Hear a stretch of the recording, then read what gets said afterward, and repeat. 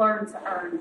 So again, today, we're flooding the airwaves of Fresno, and we'll carry out this message over the next 6 months and then even beyond that. And the message is this: education is possible. It's for you. It's easier than you think. And without a basic education, it's going to be really hard to get a job and to help take care of your family and to help get your kids through school. So calling 211 is the first point, the jump-off point to get connected to Learn to Earn. And I'll explain more about that in just a moment. But first, I want you to meet two really special guests.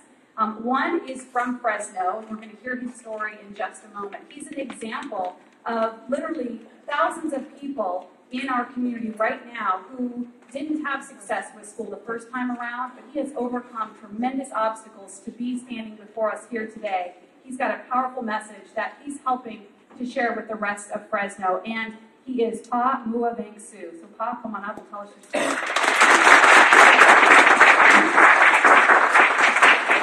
Thank you, Mayor Swearengin.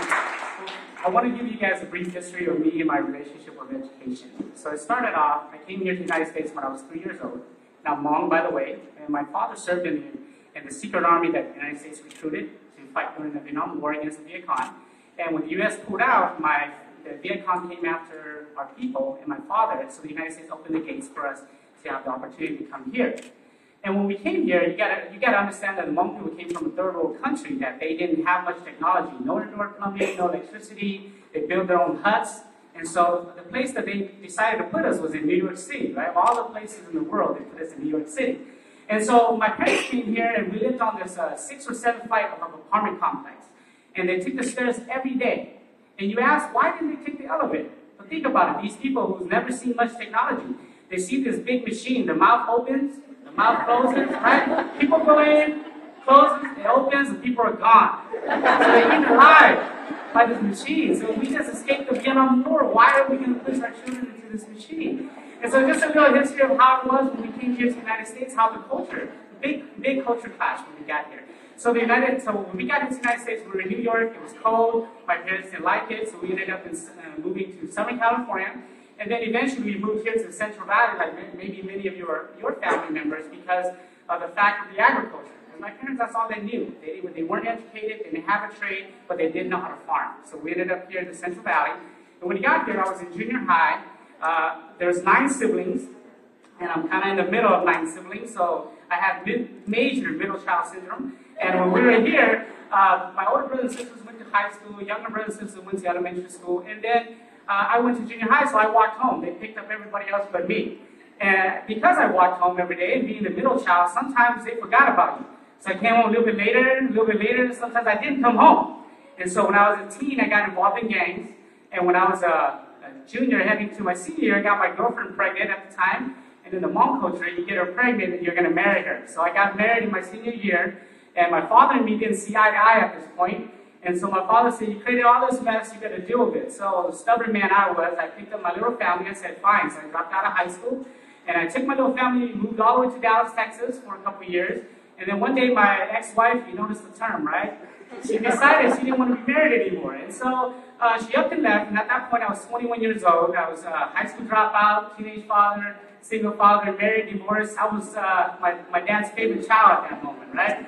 So my mom told me to come home, and I came back home to Fresno. And when I came back home, unfortunately, all the homies were still here. So when I came back, we did the same thing again. We just hang out on the side of the street, drink our beer, and do nothing, right?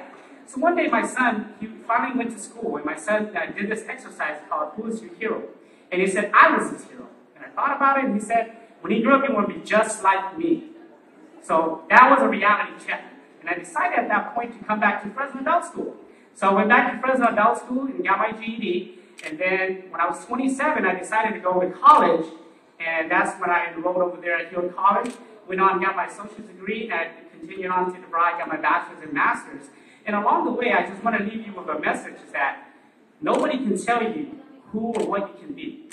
Only you can. They'll try. They told me when I went back to school, you're too old, you're too dumb, you're too this, too that. They can tell you every excuse in the book to ensure that you don't succeed. But until you believe in that message, nobody can tell you who or what you can be. Only you can put that potential around yourself. Okay? And the second message is that I learned that it does not matter how you start life, but rather how you end it. So all of you have an opportunity to move on and do great things in the community. I was very fortunate that I decided to go back to school because I've changed my life. I've impacted my children's destinies by going to school. So today I'm part of the Learn2Earn program. I'm an educational advisor for that program. I'm very proud to be part of Mayor Swearengin's program because we are here to change people's lives. We are here to impact our community, and we're here to change the lives of our community. So remember, dream big, never stop dreaming. Thank you.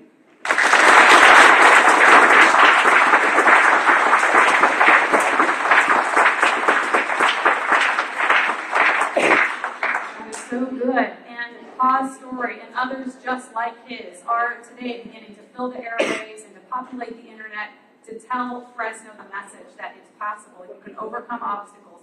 Many others have. You can get back to school, and school really is the key. Education is the key to prosperity in Fresno.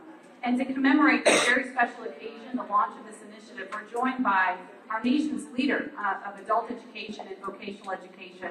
She is the Assistant Secretary of Adult and Vocational Education. She joins us from Washington, D.C., and she is Dr. Brenda Dan Messier. So please join me.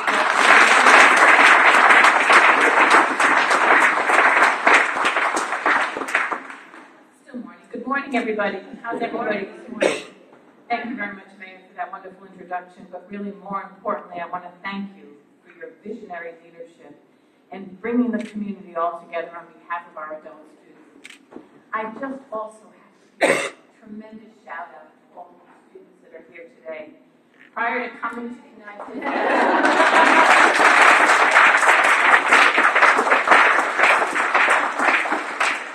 bring you greetings from my boss. He's the Secretary of Education, Mr. Arnie Duncan, and he says to all the students here, keep on going.